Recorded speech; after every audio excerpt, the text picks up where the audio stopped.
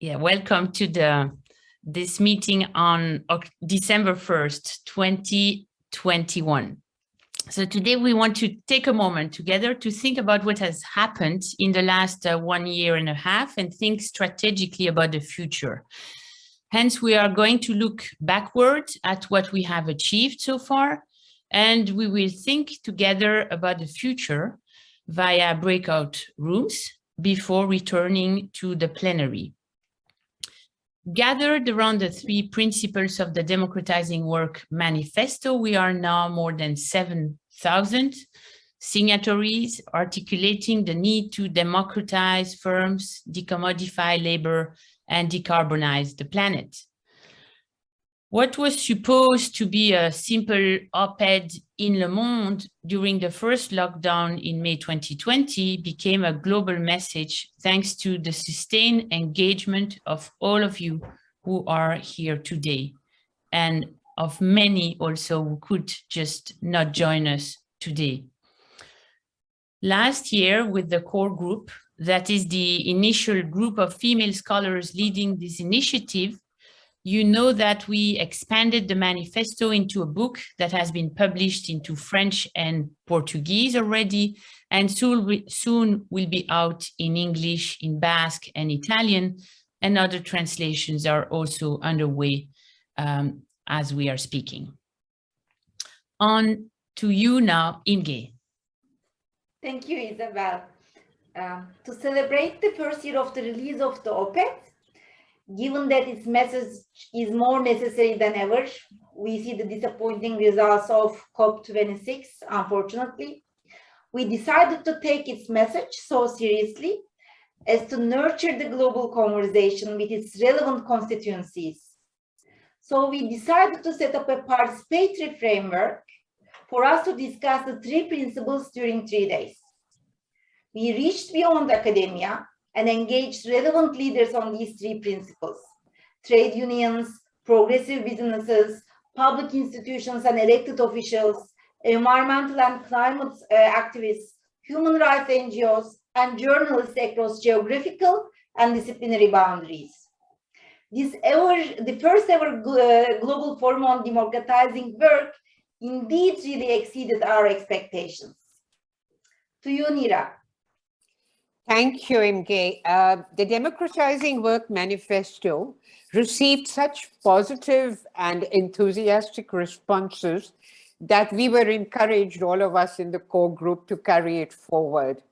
Apart from individual members giving interviews, writing articles, and recording podcasts, the decision was to have a participative global forum which would reach as many countries as possible and set up national chapters as soon as possible. It was not easy to set up, but the results really exceeded our expectations and our aspirations. And this is completely due to our participants, our supporters, and all those people who joined us in solidarity. Our academics, our trade union workers, NGOs, and generally everyone in the world who wants to see transformation. It's due to you because of your commitment, your will to change the status quo, your commitment to transformation, expertise, ideas, all of them being constantly nurtured and refined to make the 3 principles more and more relevant. We are very, very grateful, and together we shall carry it forward. I don't think this expectation is coming from nowhere. Is it, Pavlina? Over to Pavlina. Thanks, Nira. Indeed. Hello, everyone. Good to see you. I want to echo these messages. We're just very excited by the momentum and the energy that this event generated. We aim to build the program in a participatory way, and we had 16 chapters, national chapters throughout the world. They solicited proposals, reached out to partners, crafted the program essentially from the ground up. And we had participants in panels from Belgium, Brazil, Canada, Chile, Costa Rica, France, Germany, India, Italy, the Netherlands, Peru, Philippines, Portugal, Slovakia, Spain, Turkey, and the USA. I think I did not miss anyone. So yes, it was truly a global audience. We had the online platform had gathered over 3,043 attendees from 85 countries, and it featured 387 speakers on 129 panels and in 9 languages. Once again, none of this would have been possible without your energy and the hard work of the national chapters, the dedication of the organizing committee. So yes, it was busy. It took a lot of work. We think it worked greatly, and I just want to echo my gratitude to everyone's participation and contribution to this event. We had so many wonderful moments. We were able to put together just a few of them in a short little video, and which we will play for you now. I am truly honored and delighted to kick off the first ever Global Forum on Democratizing Work.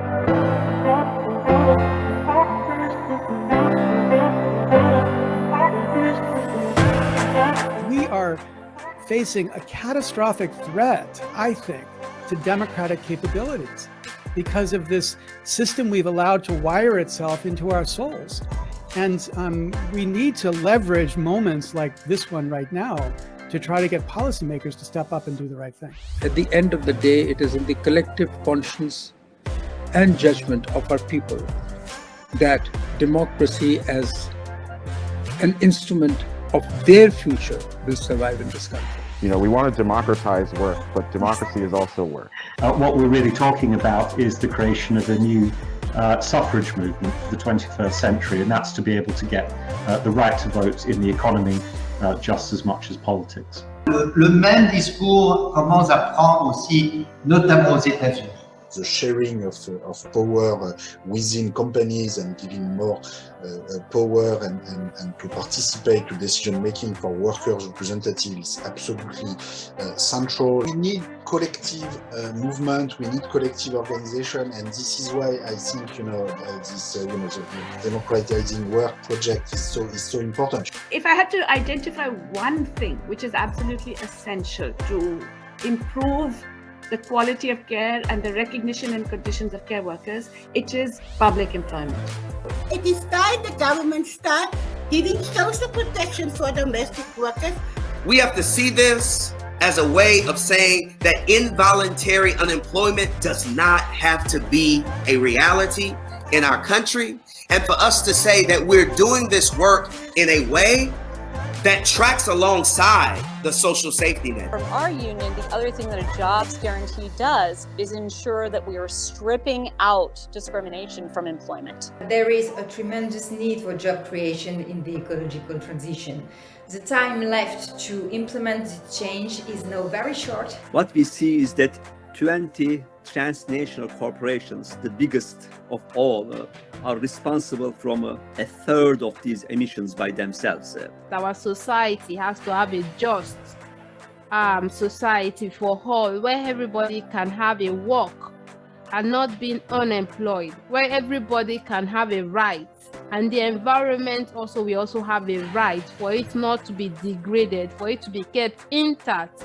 Tying the security of a job guarantee to the action that leads to hope amongst young people in tackling the climate and biodiversity crisis, we know this is excellent policy. No cabe ninguna duda de que la sustentabilidad solo es posible por medio de transformación en los sistemas de vida y costumbre de todo el planeta. Change will come from above, below, and from sideways pressures. Yes, that we want something else and that we can have a different future. It is not given to us from above, it's a future of our own making. We are the first to be surprised. We are the first to be really enthusiastic about the energy that drives this op-ed turned manifesto turned movement. That sense of hope that there is another path for economic development that can fit the democratic project and that can meet planetary boundaries.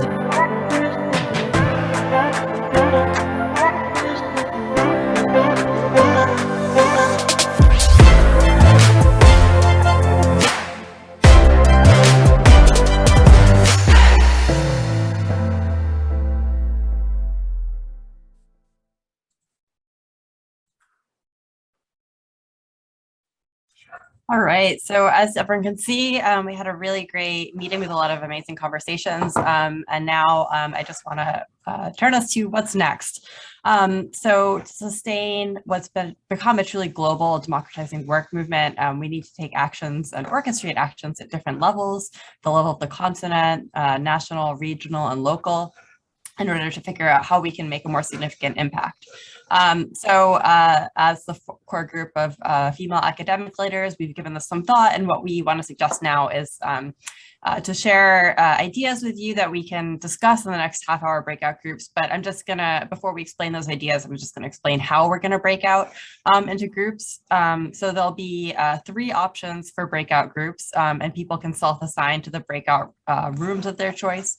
So the first option is to join the national chapter for the country that you live in, or the one that you want to be in, if a national chapter for that country exists. The second, if there's not yet a national chapter in your country, you can join, we'll have breakout groups organized by continent, so you can join the continental group that you'd like to join, or then can maybe talk about and think about possibilities for starting new national chapters. And the third option is that if you feel strongly about one of the lines of ideas, Pavlina is going to talk about 4 different sort of lines of ideas, and there'll be 4 different working groups organized around each of those ideas. And so if you want to focus on one of those ideas specifically, rather than a geographical organizational basis, then you can assign yourself to one of those 4 working groups directly. So now Pavlina will explain what these ideas are. So I'll turn it over to her. Thanks, Alyssa. So in addition to the national and continental groups, we have thematic groups, 4 of them. And earlier, a couple of weeks ago, the core research group had met along with the organizing group, and we had a brainstorming session assessing the work that took place over the last year and a half, trying to identify certain directions, some ideas or projects that we should pursue. These are the 4 ideas that came out of that conversation. They're suggested. We very much welcome your suggestions as well. The first working group is we called Outreach to Inspire, but that is basically the group that would focus on sharing the 3 principles of the manifesto, perhaps helping with additional translations of the book. As Isabel mentioned, it is coming out in March in English. We also have translations in Basque and Italian in the works, but other such possibilities would be part of this outreach. We're also looking to potentially develop a video documentary on the 3 principles and how they are being implemented, can be implemented around the world. The second working group is to orchestrate academia so that us academics are in the service of change makers. But that basically might include organizing various panels, working groups in order to develop the 3 principles. We're looking for any sort of experimentation and action around these 3 core ideas to deepen our understanding, to challenge our thinking further. That could be 3 Zoom sessions per year, perhaps per chapter, that a chapter, national chapter can initiate.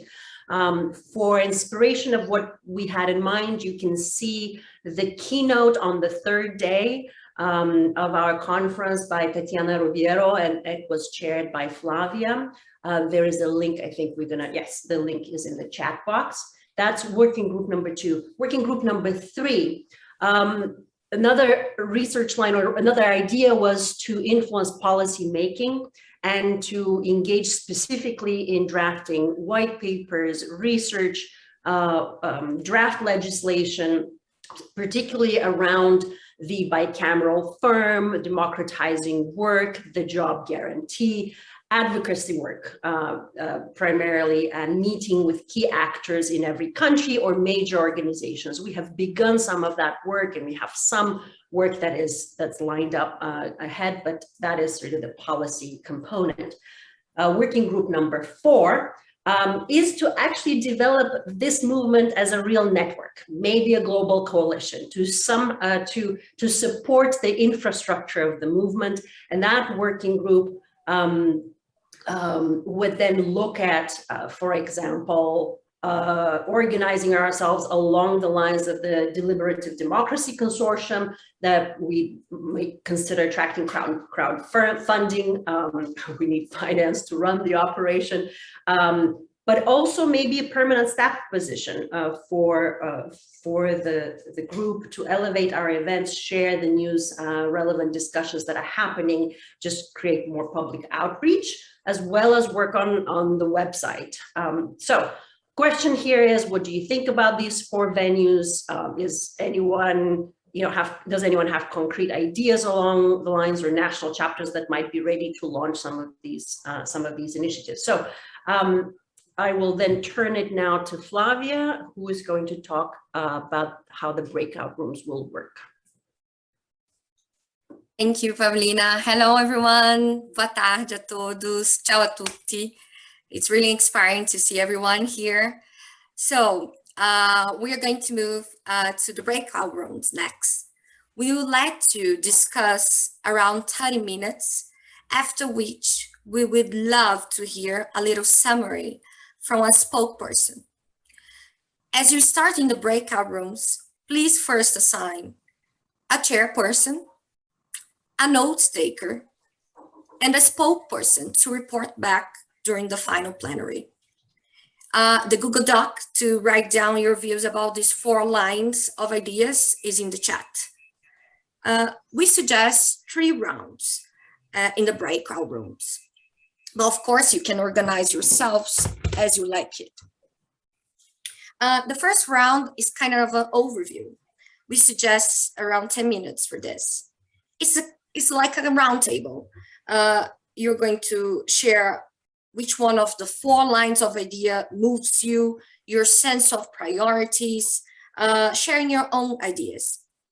The second round is about getting more specific to the context and in terms of commitment. We also recommend 10 minutes for this round. In this round, we ask you, what are the most important actions to take given your country situation now, as they relate to the 3 principles: democratize, decommodify, and decarbonize? In your specific country, what are the most interest initiatives among those proposed? Are there other ideas that you suggest pursuing in your own country? And finally, a third round, which is about strengthening outreach immediately. And we also suggest 10 minutes for this one. How will you organize at the national and regional level to continue reaching out and pursuing dialogue, ensuring dialogue is maintained with different parts of our movement? Think in terms of diversity of participants. Keep in mind that we have at least 7 relevant communities in our movement: academics, corporate, community business, trade unions, environmental movements, human rights, NGOs, progressive elected officials, and progressive media. Also, let's think about how we can reach our organizations and people who need to know about this initiative. Finally, we have to keep in mind to reach out underrepresented areas and people. We must think on a greater presence of Africa and Asia in our network, but also in the minorities in our own countries. We need to be more diverse and aim for a real global coverage. So now you guys, you can choose right in the bottom the channel you want to be. Can you see? Breakout rooms. So let's go then. Participation. Despite some hiccups, we managed to have some great conversations in the breakout rooms. And I share some feelings of frustration as there was certainly not enough time. Now meetings per country should be organized. So be in touch with the Global Forum address, globalforum@democratizingwork.org. with the names and email addresses of people who accept to take the lead of coordinating at the national level in new countries. If new chapters are being created, and also if additional people are willing to help lead existing national chapters. Now to you, Sarah, to learn more about the exciting discussions in the breakout rooms. Okay, thanks, Inga. Well, so we had these short discussions. I guess in the different national chapters, it was a bit different, because in mine there was not many people actually. But now we have until 6:30, well, 6:25 in Brussels. Sorry, I'm talking from Europe here. So 25 minutes around that time to share and report back from the working groups, because we would like to hear the ideas that popped up. So I don't know if we have time to listen to everyone, but if you could please either write the summaries of the discussion you had, some ideas in the chat, or also in the Google documents that was shared before, and I think it's still in the chat. That would be great. And now I don't know if some spokespersons from the different national groups would like to speak, like around 2 minutes, and give the hint of the ideas that were discussed. For France, for instance, we have someone, Philippe Lorineau. Would you like to share? Yes, very briefly. I think, first of all, we agreed that it's necessary to broaden the group of people having an active participation. We are very few of us. There are many people who signed, but very few people who take an active part in this initiative. So we decided that it was very urgent to broaden the group of active people. And second, since we address people who are generally very busy, to broaden the circle, it is necessary to identify very practical outcomes. Because if it is just organizing 2 or 3 workshops or seminars per year, I think the momentum will slow down or end. So we must find some very practical outcomes, which means that we must find in the general landscape of what is already being done, because there are many things which are in progress on decarbonizing, on democratizing, and so on, to find topics on which there is a necessity of some new type of action. And for that, we decided to organize in the next weeks a meeting for brainstorming to identify propositions, very concrete proposals for themes, and for example, healthcare, democracy, this type of thing, on which we can hope to have lasting and concrete action. That's just a very brief summary. That's great. Thank you very much. So that's already concrete. Well, some further brainstorming. Someone else would like from some, I'm seeing US participants. May I, Sarah? Yeah, sure. Sure, Mira, go ahead. Sorry, who did you recognize? Okay, should I go ahead? Please go ahead from your national chapter. Okay, now the India group met and we discussed broadly 2 issues about the right to work. Jean Dresse suggests that we have more of comparative work on the right to work. The Rega and other countries, we are becoming far too much India-centric.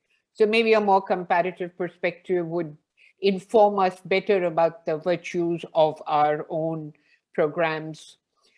The debate was mainly around the issue of whether NREGA can provide us with a suitable model for employment. And whereas there was one suggestion that NREGA should be extended to the health sector, The other two participants argued on the following lines. One is that NREGA, or the National Rural Employment Guarantee Scheme, is not a universal right to work. It also gives employment only to people for 100 days, one person of a family, and in the rural areas. It's not extendable to the urban areas. It was pointed out that the crisis of labor is so acute, and this was made particularly visible during the pandemic when 40 million workers, migrant workers, started walking back to their villages, that NREGA was their only lifeline, because then they relied, and suddenly they found that NREGA had gained additional salience.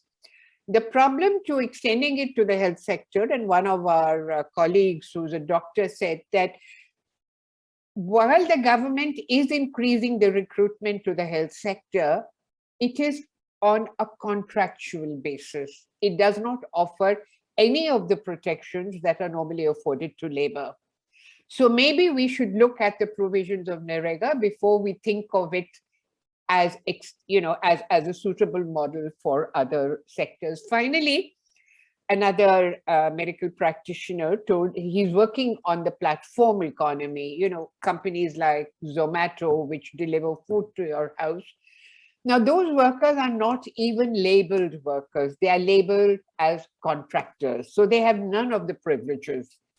That is a problem with NREGA because it offers contractual work for a limited time period to one member of a family in the rural sector. This model, which provides for contractual work for a limited number of days with none of the other provision, for example, a provident fund or a pension, let alone a minimum wages, might be suitable for extension. So this was the debate. I can do a note on a more extended discussion. Okay, thanks a lot, Mira. Well, what someone else would like to share as well from their country? Please. Sure, I'll go ahead for the US. Okay. So yeah, we were just really getting into it at the end. Hopefully we'll have more opportunities, but we first just pretty much shared a lot of appreciation for the conference and how energizing it was for so many people, and that it was really a powerful moment in disseminating these crucial ideas and interest in further spreading of these ideas and working to get that message out there. And then we talked about maybe some kind additional workshops we may want to do as a chapter. There was a mention of diversity and climate change being really important, and an interest in particularly doing a comparative analysis between other countries with regard to those two issues. And there was also some discussion at the end about worker co-ops and figuring out really easy pragmatic ways for communicating how to form them for workers. That was a personal favorite of mine, because here in Vermont, there's a lot of workers who want that. And we started to also talk about, the complexity of the United States as a country that has capitalism particularly entrenched, and all the state-by-state and regional differences and possibilities there are, and how to maybe break down some of the values and goals of this democratizing work platform on a state and local level as well, and looking at other ways we can translate some of those principles, such as right of first refusal and other policies. And, we were kind of just left off at that. We were just starting to get into juice of that, how there's, these centers for co-ops and in some states like Massachusetts and Vermont, but, really connecting that work to the workers on the ground and creating more opportunities to translate that work in a way that's more accessible. Yeah, thank you, Liz. Very interesting. We have Bjorn here. Bjorn? Where do you come from? We cannot hear you, Bjorn. I don't know if this is a problem. Can you hear? Probably you can hear me right now? Perfect. Yes. Thanks. Okay, good, thank you. Well, I'm Björn from the Netherlands. And in the Netherlands, we have a small chapter already And we've met earlier this month, no, last month, and we will have a meeting next Monday in which we discussed how to reach out to and what do we want to achieve and how do we broaden our perspective, because we're primarily with academics and I'm from a business perspective. And today I just met with Jan Winde, who's working for the labor union in the Netherlands and has a primary interest in public services 2.0. So that's kind of interesting to let him join in our conversations as well for the Netherlands. So how do you develop and how do you reach out for democratizing work in the Netherlands? We're planning to reach out to all kinds of media. We're planning for next year to have some workshops or webinars online. So the addition of Jan to our group and his interest and his perspective on the union side, that might be an interesting add-on for us as well, and his perspective on the whole democratizing workplace. So that's where we are right now, and I think we will make some nice progress next Monday.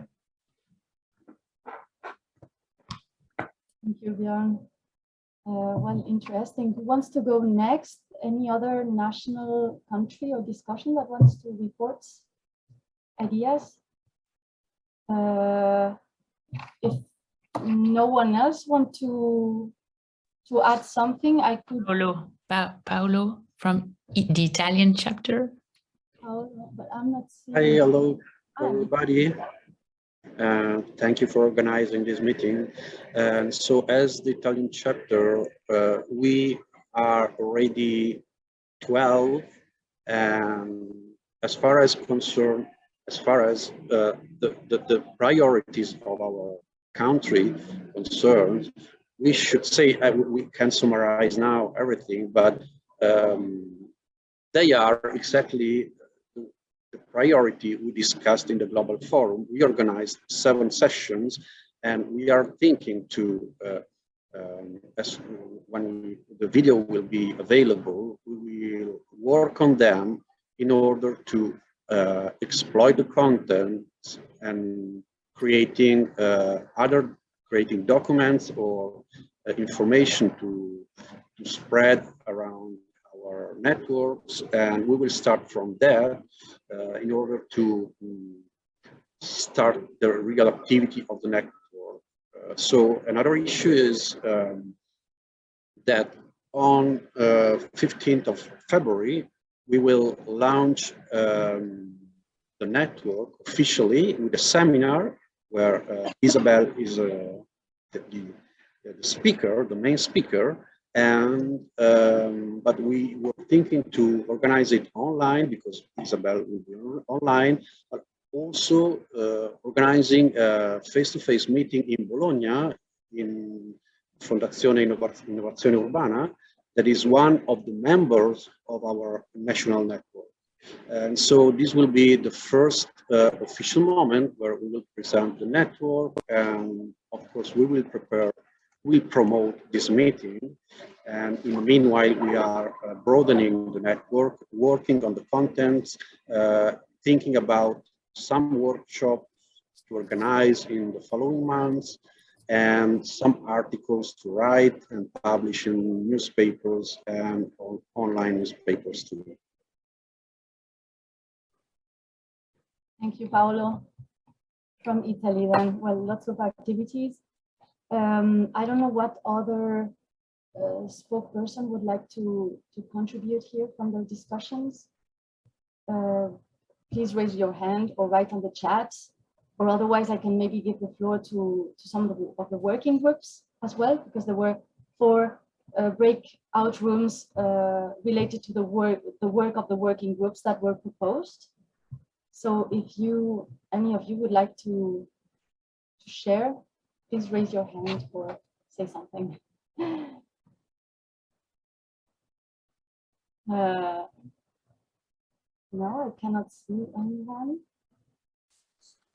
I could share a couple of ideas, otherwise, what you think, on the breakout room on the, I would say the Spanish national chapter, but it wouldn't be correct because there was also a colleague from Chile. We did a Spanish-speaking group, and a couple of ideas we discussed was the Well, first, the issue, of course, of the language among Spanish speakers, that was at times a sort of barrier for some trade unionists also to participate and some other activists to participate in the network. So that's something to take into account. But otherwise, a couple of nice ideas. There is a momentum in Chile regarding the assembly, the constituent assembly, and the elections that will happen rather soon. So the colleagues there in Chile are trying to put together a report based on what was discussed in the panels of the forum, and they will propose that to the assembly. So that's really nice. And also in general, to keep communication and trying to involve more trade unionists, do some event, perhaps cross-border among national different Spanish-speaking countries. That would also be a good way forward. So here, in the meantime, we had Gaetan. Were you first, or Shani? I have your Gaetan. Please go ahead if you want to. Thank you, Sarah. We were discussing the policy making session, which was actually more of a grassroots organizing and advocacy discussion on how to make progress on the democratizing work agenda. The tentative summary of our discussion is the following. The first idea was to organize around the COP27, which is will be a key momentum on the international agenda. There is demand to bring in a feminist perspective, a decolonizing message as well, and to focus very much on care work in the job guarantee agenda. We discussed in depth the job guarantees principle of the democratizing work agenda, and basic services. So ecological transition activities is not seen as the main component of the agenda, but the focus on care work and basic services is very much the focus. On the issue of funding, the MMT is the modern monetary theory is seen as something that could be promoted. One proposal was to work on a pledge of cities and municipalities that support a job guarantee agenda, but do not have themselves the leverage to fund it. So basically, the idea would be to give a tool, a set of principles, a text to those subnational actors that could support our agenda. And the idea would be to set up a small team to draft those principles. And Pavlina, Cherneva, and Jean-Andrés would be available to support this, but it would need more support. There is another point of discussion would be to connect the Real Utopia framework by Eric Olin Wright and to connect this idea. Pavlina, I ask you support to summarize the connection between our agenda and this proposal, perhaps, if you will. Thank you, Gaetan. Super concrete. Shami, what about your working group? Yes, it will be really short and simple, as we discussed in the workshop. Well, it was about the outreach. So we discussed that it was really crucial to make the working manifesto really more like popular, really more accessible, and to really that our speech much really reach the worker, and to really have simple and effective message to make our demand more interesting for the population and for well, the people that we need to join, that we need that they join us in our different different project. It was maybe around democratizing work or other thing about climate and everything that we discussed, but we see that the preferred medium for outreach to develop first maybe would be about communication and public relation, really, but also through art, really. And I think that like I understand that it was like a language barrier and everything, so I think that it could be a nice way to like limit those kind of difficulty to like transfer and to transport different ideas around the world. Well, it can be like poster, pins, videos, artistic collaboration, and like different popularizing tools. And I think that really like popular education. I don't know, in Quebec, it's really a thing that we say, éducation populaire autonome. Well, like we really have to go on the floor, on the shop with those ideas, and to really make it like cool, and to make it like more cool than the other message that they are leading us to that. So yes, it's only that. And other people can say, or I have some technical problems, so maybe I miss a part, so other member of the group can add something. Problem. Thanks a lot for the report. We are running a bit late. Isabel, could we leave a short minute perhaps for the two other groups to report back, or do you want to move forward as? Well, we can like 1 minute per group if there are two people who want to talk. Gaetan? No, Gaetan has still his hand raised, but doesn't. So does anyone want to add something, or I think it's important to close on time, otherwise people will have obviously to start leaving the call, and it's nicer to close together. So Paul, maybe. Paul, and then maybe we will. No, okay. We Thank you. To join to fill the Google document. Okay. Yeah, I'll explain that otherwise. Yes, Paul, please. Thank you. I'll be very brief. So one of the pillars of this movement is decarbonization, and there was basically no attention given to decarbonization that I was able to detect. But for those of us who adopt the philosophy of following the money, climate finance, hundreds and hundreds of billions of dollars is going to be flowing into climate finance. Many old models will cease to exist. Many new models will be created.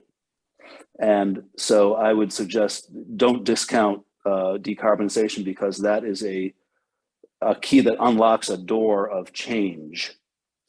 And it's a lot easier to achieve things in an environment of rapid change than it is to achieve things in an environment of stasis.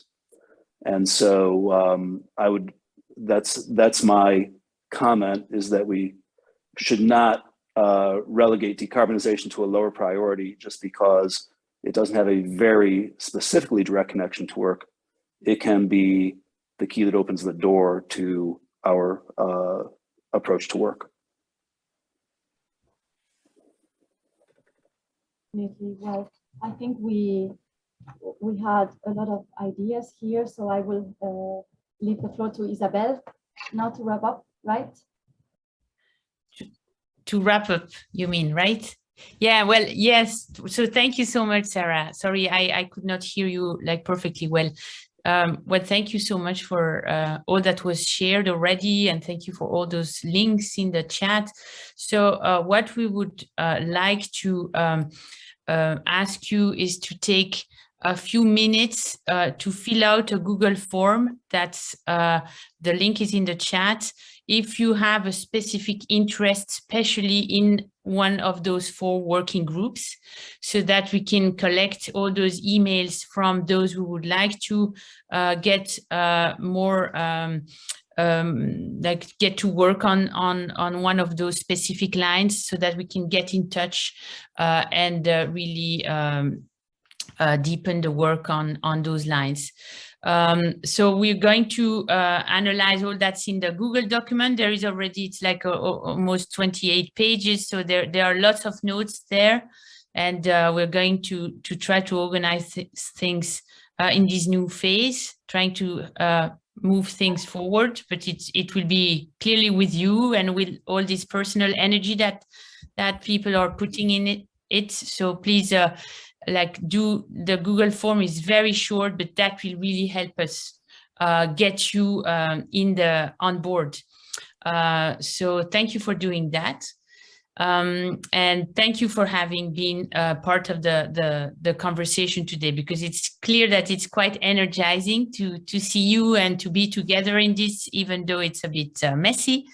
And so we have one last exciting news to share, is that now the recordings of all the panels of the Global Forum are like almost available. Just a few ones are missing, but by the end of the week, they should all be. So that's more than 100 video recordings. And it's been really a huge amount of work, hours, weeks, I mean, till today, till tomorrow, for Alejandra and Camille here with me at the Royal Academy in Brussels, who spend their time making sure that we can like watch again or watch for the first time these panels. And as it's been said already, this can be really useful materials. So think about using those panels to circulate ideas, to use it also as teaching material. I've been using some of the plenaries with my students, and it really worked really well. So these are resources now for our movement to continue nurture the principles and make the connections between these 3 principles, because decarbonizing certainly has much to say about democratizing and decommodifying, and the reverse is true. So now I guess it's time to close. Thank you for joining, for having produced such a productive meeting despite the hurdles. And thank you for having kept the good spirit. And we'll certainly meet again soon, one way or another, but be in touch through the Google form in particular, and through obviously also the email of the Global Forum. So we can circulate information, and at the national level, you're doing already some amazing work. So thank you everyone for all that we're doing together.